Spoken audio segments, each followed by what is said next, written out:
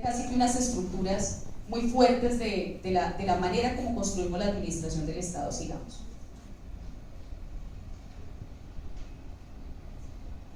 Los principios orientadores. Estoy sintiendo muy bajito ¿está bien? Bueno, los principios orientadores. Entonces, aquí tenemos unos principios que han salido de la discusión precisamente en las mesas de trabajo, en los almuerzos, en el trabajo con la comunidad, en esos encuentros preciosos que hicimos, la metodología del café del mundo, que muchos de ustedes seguramente la conocen y que propicia mucho esa discusión colectiva. Entonces, lo primero, una visión holística, integradora, prospectiva y de largo plazo. Lo que queremos desde ya anunciar y recomendar es que esta política pública debe ser de largo plazo, de largo aliento, debe ser una política con vocación de política de Estado y no política de gobierno. ¿Qué quiere decir? No está pensada para 4 años, que demora en la Bogotá mejor para todos, ¿verdad?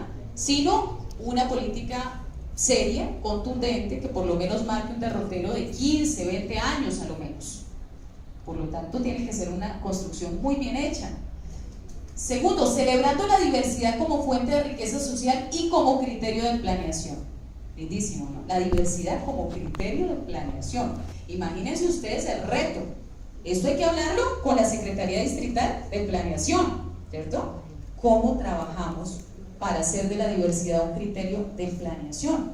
Y no solamente de planeación, sino de presupuestación, ¿cierto? De definición de presupuestos. Bien interesante.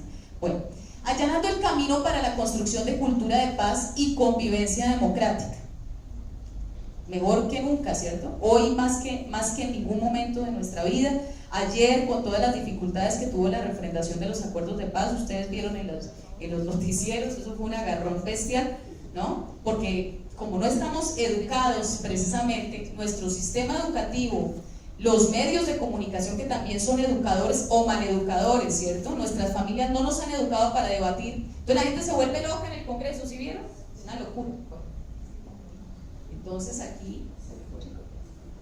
aquí tenemos el reto de allanar precisamente con esta política pública esa construcción de una cultura de paz y convivencia democrática. Luego tenemos eliminando estereotipos, prejuicios, discriminación y violencias.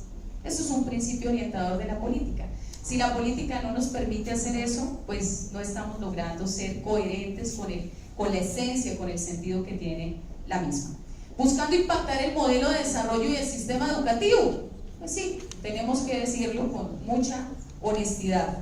Si nosotros no ponemos en cuestión, si no debatimos el modelo de desarrollo en el que venimos trasegando en los últimos decenios, que nos ha generado estas condiciones de exclusión sistemática, de segregación, la focalización, trabajar entre los más pobres dentro de los pobres, descuidar a las clases medias, pauperizar a las clases medias progresivamente, reivindicar y esencializar la diferencia, ¿cierto? No logramos nada. Entonces el modelo de desarrollo debe ser, antes que nada, y de acorde con lo que nos comentó la señora Leonor, creo que se llama doña Leonor, que nos dijo, aquí hay que cuestionar el sistema educativo, pero también todo lo que hay alrededor del sistema, que es el modelo de desarrollo. Muy bien. Generando movilización social para el empoderamiento y la exigibilidad de derechos. La construcción de la política debe permitir empoderar a la gente, organizarla, dotarla de mecanismos de protección. Si el profesor Miñana con mucha sabiduría nos dice que la acción de tutela ha sido un mecanismo determinante para hacer accesible, para generar inclusión, ¿cierto? Estamos llenos de casos maravillosos. Recuerdo el caso de las famosas mechas californianas, de una niña en una institución educativa que por su libre desarrollo de la personalidad recibe una discriminación tremenda, y resulta que su mamá se ve en la obligación de presentar una acción de tutela y gana la acción de tutela. Y la tutela refrenda lo que la Corte Constitucional ha dicho muchas veces, no es nuevo. Las mechas californianas de la niña no tienen nada que ver con sus capacidades y con el proceso educativo, ¿cierto? Nada tiene que ver en la condición estética de un individuo, ni su postura ideológica, ni su credo político, con ese ejercicio, ¿cierto?, de la educación, con el ejercicio de las oportunidades, de los derechos. Es lamentable cómo en nuestra sociedad obligamos a los sectores a afirmarse en derechos a partir de reconocer, por ejemplo, asuntos de la intimidad de las personas.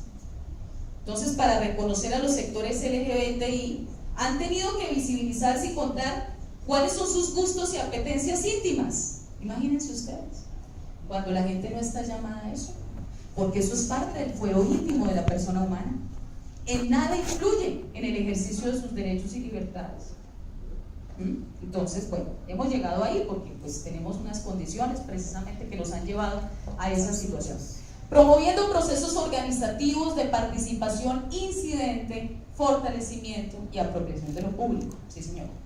Y esto tiene que ver con algo importantísimo que la gente nos ha recomendado mucho y que pues de lo personal tengo muy claro, y es que la participación no puede seguir siendo consultiva. La formulación de la política pública de educación inclusiva para Bogotá no se puede conjugar en el verbo participar que las comunidades siempre nos reclaman en las reuniones, ¿no? Yo participo, tú participas, se participa, nosotros participamos, vosotros participáis, ellos deciden. No, no puede ser, ¿cierto? Porque además estaríamos faltando a la soberanía popular de la que nos habla la Constitución del 91, precisamente. Ese es el sustento, ese es el verdadero espíritu de esa Constitución, que pese a cumplir 25 años está todavía muy jovencita y nos falta apropiarla en nuestros espacios educativos de una manera ampliada, ¿cierto? Una visión ampliada. Procurando la conformación de equipos interdisciplinarios con participación de los grupos poblacionales que la política pretende incluir. Este es un planteamiento que me parece supremamente valioso y se ha hecho. Gracias a la profesora Marisola, de su buen liderazgo, logramos contar dentro del equipo de la Universidad Nacional en este convenio con personas con discapacidad que nos permitieron a través de sus ojos, de sus voces, de sus miradas, de sus percepciones, acercarnos al universo vivencial de ellos y ellas. Pero asimismo tenemos que lograrlo con los demás, ¿cierto? Tener en ese equipo de investigación, académico, de trabajo, ¿cierto? De formulación de política, esa diversidad de comunidades étnicas, por ejemplo, de sectores LGBTI, de hombres y mujeres. Miren ustedes, yo le decía a la profesora Marisola, ahorita Nancita está ya sola, ya llega Dianita, pero me da una alegría porque uno por lo general ve esas mesas principales son plagadas de hombres, con el respeto, por supuesto, a los presentes del género masculino. Pero es muy importante ver equidad de género, hasta en la estética que tienen las reuniones. Estos temas de la educación han sido, fíjense ustedes, dejados históricamente a las mujeres, por aquello de la ética, del cuidado, pero tiene que ver con unas construcciones socioculturales. Los hombres también están llamados, y de hecho los hombres que apropian esa labor educativa en el seno de sus hogares, en los espacios educativos, son maravillosos. Yo tengo un hermano, por ejemplo, mi hermano menor está recién estrenándose como padre de familia, tiene una bebé preciosa, mi sobrina Antonia, de 11 meses, y ustedes no se imaginan el entusiasmo de mi hermanito comprándole libros pequeños para que la niña los lea, los conozca, los estudie, leyéndole el cuento, haciéndole voces, ¿no? Entonces, las nuevas masculinidades, y eso tenemos que explorarlo, trabajarlo, permitirlo. Muy bien, ampliando las fronteras del ámbito educativo, esto ya lo dije, sigamos por favor. La política debe apuntar a generar consenso sobre esto. El profesor Villana lo explicó de una manera mucho mejor que lo que yo puedo explicar acá, pero en síntesis, la política debe apuntar a la generación de consenso sobre qué se entiende por inclusión y segregación, cómo debe ser una institución inclusiva y qué insumos debe darse a los docentes, las familias, la comunidad en general en cuanto a formación práctica y recursos. Debe responder a la pregunta acerca de cómo integrar calidad y equidad para todos. Miren qué reto tan bello. Cómo integrar calidad y equidad para todos y todas.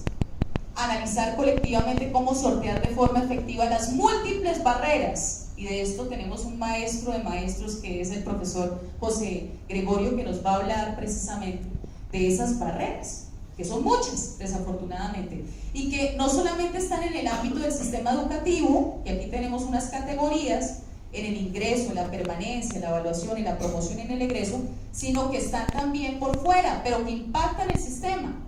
La ciudad y el campo, el transporte público, los espacios públicos, los espacios culturales, recreativos, deportivos, el trabajo, etc. creatividad, imaginación e innovación en los métodos y técnicas para la formulación de esta política. Claro, aquí sí estamos abocados a ser creativos. Y qué maravilla que eso sea así, ¿cierto? Entonces nos inventamos el café del mundo, pero había gente que nos hablaba de otras metodologías bellísimas de trabajo. Por ejemplo, una profe de La Salle, divina, que viene haciendo un trabajo desde la Facultad de Arquitectura, nada menos y nada más, de cómo hacer las infraestructuras sostenibles, accesibles, diseños universales. Tiene su tarjetica además en braille, una profesora maravillosa, y nos decía, mire, yo lo que he venido haciendo es unos almuerzos a ciegas, cita a ciegas. Yo le dije, ¿cómo es eso? Eso suena muy romántico. Me dijo, pues es mucho mejor que romántico, porque la gente llega vendada al almuerzo y tiene que explorar con todos sus sentidos lo que está comiendo, las texturas, ¿no? Los olores, los sabores, las regiones del país, y empezar a ver a través de esa experiencia cómo es la experiencia de una persona con discapacidad visual, por ejemplo, ¿no? Entonces, fabuloso. Acá tenemos que apelar a muchas metodologías. Cuando hablamos de grupos étnicos, por ejemplo, necesitamos círculos de la palabra, mingas, en espacios muy parecidos a este, ¿no? Este kiosco, espacios circulares, malojas, espacios que permitan que la energía circule. Entonces tenemos otras profes del equipo que nos hablan de ritualizar los espacios, ritualizar. Entonces nos dicen, nos vamos a abrazar al final del ejercicio, vamos a recibir a la gente con una chocolatina indicando calidez, generando espacios agradables. Ritualicemos los espacios. Es una cantidad, casi que una caja de herramientas de cómo hacer de este ejercicio un ejercicio verdaderamente coherente con lo que busca, articulada con otras políticas públicas que son importantes, que tienen impacto con esta: infancia, adolescencia, mujeres y equidad de género, discapacidad, la política de los sectores LGBTI, víctimas, participación, apuntando a la construcción participativa y concertada de un plan de acción interinstitucional, transsectorial, académico y comunitario. Esta es una de las carencias que tienen las políticas públicas hoy por hoy. Se hace la política como una apuesta maravillosa de buenos sueños, de buenas apuestas en general, pero resulta que no hay un instrumento que aterrice esa política pública en quiénes son los responsables institucionales. ¿Cuánta plata, cierto? ¿Qué recursos? ¿Cuáles son las metas? ¿A cuánto tiempo? ¿Quién hace seguimiento? Es muy importante entonces que, además de la política pública, nos embarquemos en la construcción de un plan de acción conjunto, concertado. Finalmente, pensamos que esto tiene que estar sustentado en un acto administrativo para darle exigibilidad, para darle posibilidades precisamente de largo plazo. ¿Y qué quiere decir acto administrativo? Pues bien, esto tiene que convertirse seguramente en un acuerdo del Consejo de la Ciudad o en un decreto del alcalde mayor para que tenga esa vocación de largo plazo.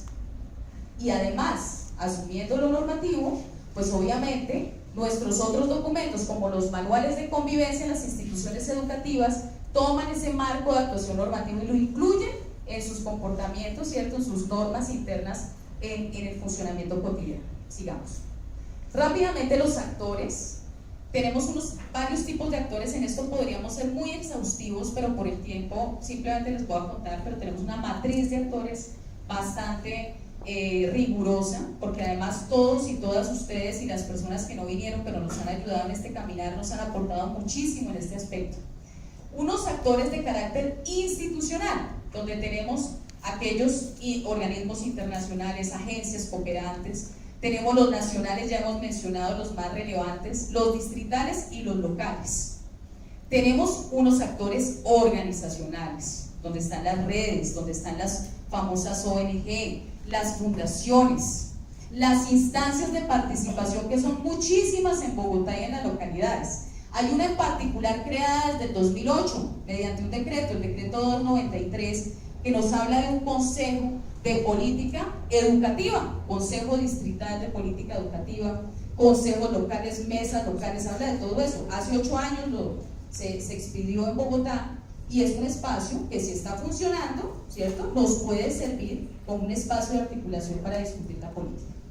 Muy bien, los académicos, las facultades, y no se agotan en las facultades, muy bien decía Melba, Bendita decía, hay que incluir a las facultades de educación, de licenciaturas, pero también hay que incluir, mi querida Melba, a otras facultades: arquitectura, ingeniería civil, ingeniería industrial, ciencia política, derecho, ¿cierto? Psicología, sociología, trabajo social. Hay muchas otras llamadas, uno podría decir todas, ¿sí? En un sentido amplio, teniendo la cabeza, ¿cierto? Con una visión amplia, integradora, uno podría llamarlas a todas, es cierto. Grupos de investigación expertos, comunitarios, ya dijimos, la carne más importante de la política, la movilización. Nuestra comunidad educativa, que es la princesa, ¿cierto? La protagonista de la política. Entonces tenemos rectores, coordinadores, maestros, estudiantes, asociaciones de padres y madres de familia, psicólogos, orientadores, pero no se agota en los colegios públicos, tiene que ir a dialogar con los colegios privados, los de concesión, los contratados, con todos los esquemas, no podemos ser tímidos en ese aspecto. También la comunidad en general, ¿qué tienen que decir sobre todo esto las organizaciones sociales, las juntas de acción comunal, los movimientos cívicos? Tenemos que llamarlos. Los medios de comunicación, supremamente relevantes. No se imaginan la alegría que nos dio tener en esa reunión de trabajo de entidades a Canal Capital y decir: Canal Capital, cuenten conmigo para lo que necesiten, los programas que requieran, para construir en Bogotá una verdadera educación inclusiva. Entonces allí hay una disposición, pero no nos podemos quedar en el público del distrito, tenemos que ir a aquellos masivos, ¿sí? Por lo general en nuestras familias dominan los canales privados de televisión. La radio también juega un papel muy importante. Si utilizáramos la radio en los procesos educativos, como hacen por ejemplo comunidades rurales, se podría generar inclusión de muchas comunidades, ¿cierto? Con discapacidad, comunidades que están lejanas a los centros urbanos. ¿Y cómo dejar por fuera? Y esto es una discusión que tuvimos con las funcionarias de la Secretaría de Educación, muy pertinente, los actores políticos. Los actores políticos. No hay que tener miedo con eso, por el contrario, hay que traerlos como aliados, porque resulta que nos van a asegurar al final que la política de verdad se convierta en acto administrativo exigible. Por eso necesitamos llamar a los concejales, a los ediles y hasta a los congresistas. Si podemos impactar a través del ejercicio que haga Bogotá, la nación, magnífico, maravilloso, muy bien. Esto de los grupos poblacionales ya lo hemos mencionado, simplemente para mostrarles, hacer un pequeño énfasis en la diversidad de los grupos étnicos de los que nosotros gozamos, y es que así lo tenemos que presentar. ¡Qué belleza que Colombia tenga 102 comunidades indígenas, a pesar de todo el exterminio! Todavía sobreviven 102. Y en Bogotá tenemos la presencia de 14 cabildos indígenas, reconocidos, es decir, no son los únicos, pero estos son los reconocidos por la Secretaría de Gobierno. Qué belleza que podamos decir que en Bogotá el 10% mal contado es población afrocolombianos, mestizos, mulatos, raizales, palenqueros.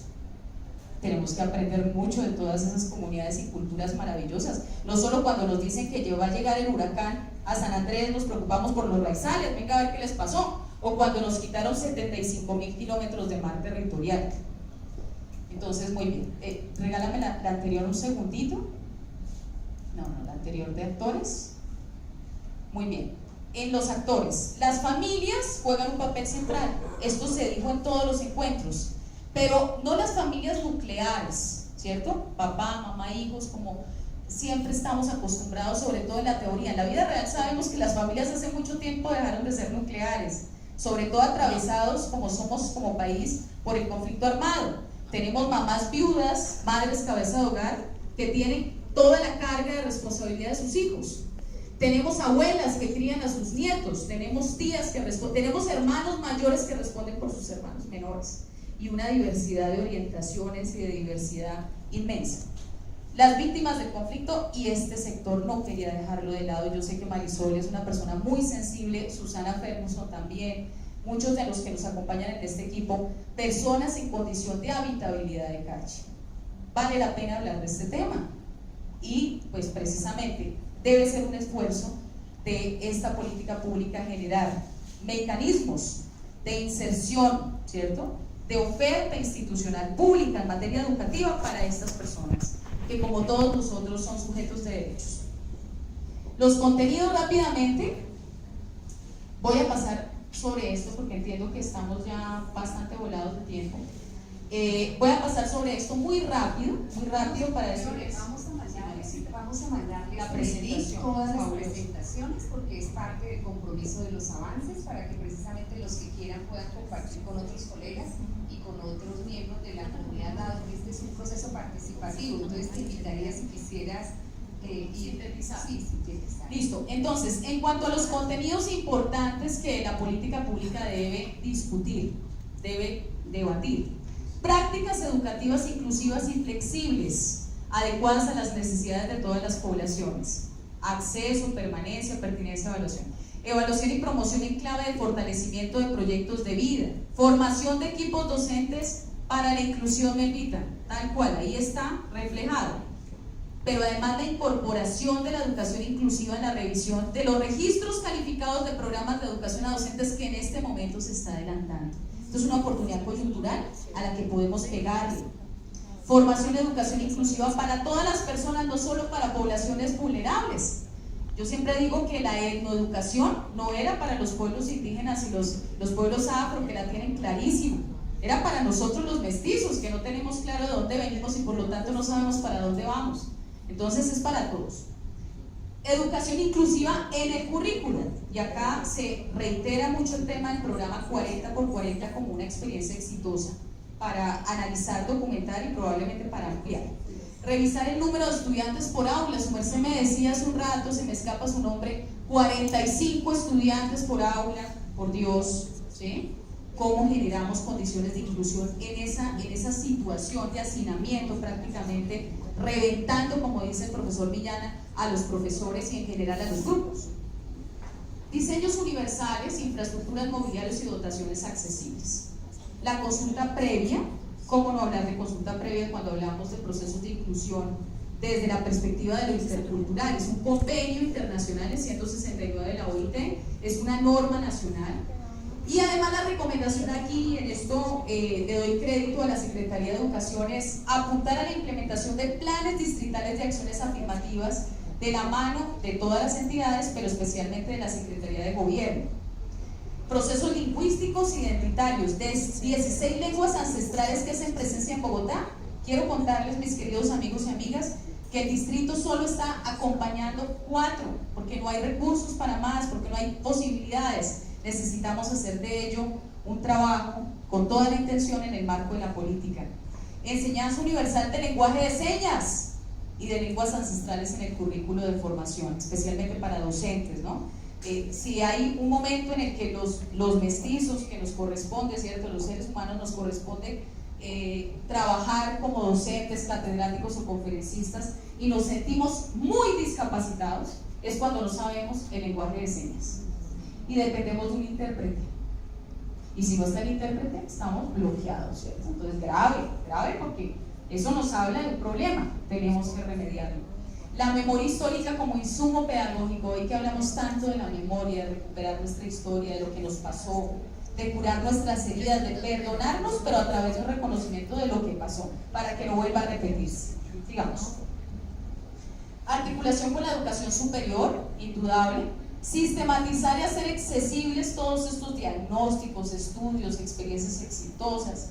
Las tecnologías de la información y la comunicación para apoyo a procesos pedagógicos, especialmente para personas sordas y en general para personas con discapacidad. Miren qué bello esto, que salió de una reunión. Circulación de afectos como estrategia pedagógica. La famosa educación sexual, entendida como es, ¿no? La educación para el afecto, para el amor, para el relacionamiento con los demás, con los otros y las otras, para el buen vivir. Construcción de actos socialmente educativos que partan e incidan en las prácticas culturales cotidianas, trascender el espacio de la escuela. Construcción sobre lo simbólico que permea la exclusión, eso tiene que ver mucho con los medios de comunicación. Superar el énfasis en las dificultades por las restricciones biológicas. Presénteme la historia clínica, el diagnóstico, a ver qué podemos hacer. No quedarnos en eso, ¿no? Superar esa situación, que se convierta también en una barrera. Incluir emprendimientos y la inclusión para la vida productiva. De nada nos sirve, ¿no? Hacemos un esfuerzo por generar ese acceso al sistema educativo, pero resulta que nuestras comunidades están quedando marginadas del mercado laboral, de las oportunidades productivas. al final del desarrollo de sus proyectos de vida y de ser más felices. El plan de desarrollo del alcalde Peñalosa hace una alusión constante a una ciudad feliz, a una ciudad que se procura condiciones de felicidad. ¿Qué significa eso? Finalmente, mis queridos amigos y amigas, ¿cuáles serían los grandes momentos que planteamos desde el equipo de trabajo, desde el convenio, para hacer esa formulación participativa de la política pública? Tenemos entonces un ejercicio, estamos prácticamente ya empezando diciembre, terminando los productos del convenio. Siendo realistas, ahorita se nos viene la natilla, los buñuelos, las novenas, el pulgorio de Navidad, maravilloso, disfrutémoslo al máximo, recuerden vivir en el presente intensamente. Pero resulta que pues después de todo eso viene el nuevo año, ¿cierto? Y esperamos estar vivos para ese entonces. Entonces va a haber mucho trabajo, porque tenemos una ruta aquí planteada, por lo menos, muy intensa. Lo primero es que en enero-febrero se va a hacer la validación de esa propuesta de estado del arte que está presentando el convenio, la propuesta metodológica, ¿cierto? La definición de cuáles son las apuestas político-institucionales que hay tras esta política, esto que les acabo de decir de los principios, tenemos que generar y construir los consensos sobre eso, si sí es, si no es. Bueno, luego viene un trabajo de diálogos participativos que hemos llamado participativos incidentes, o sea, no es consultivo, ahí a ver qué dice la gente, no, es de verdad construyendo con decisión esa política. Y van a ser distritales y locales, algunos también con entidades nacionales, claro que sí, y en esto nos vamos a tardar un tiempo importante, de marzo a junio. A finales de julio tendremos una gran feria de la diversidad preciosa, de la inclusión, donde tenemos experiencias institucionales, académicas, comunitarias para contarnos qué está haciendo todo el mundo. Esto tiene además un sentido psicosocial, cuando uno ve que la gente puede hacer cosas lindas con pocos recursos, ¿cierto? Muchas veces con las uñas hacen bellezas, pues los demás se animan a replicar y hacer esfuerzos importantes. Entonces aquí hay un trabajo de feria.